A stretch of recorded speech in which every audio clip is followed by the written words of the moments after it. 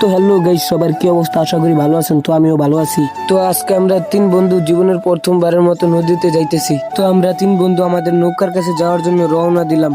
তো এখন কিন্তু আমরা আমাদের নৌকার কাছে অলরেডি পৌঁছে গেছি। তো আপনারা দেখতেই পারতেছেন যে আমাদের পিছনে নৌকাটি দেখা যাচ্ছে। তো এখন কিন্তু আমরা আমাদের নৌকার কাছে যাইতেছি। তো আমাদের এক বন্ধু কিন্তু জামা কাপড় পাল্টাইতেছে, আর এক বন্ধু নৌকার পানি ইসতেছে।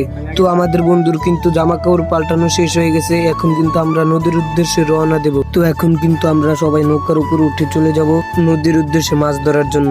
সবাই কিন্তু আমাদের জন্য দোয়া করবেন।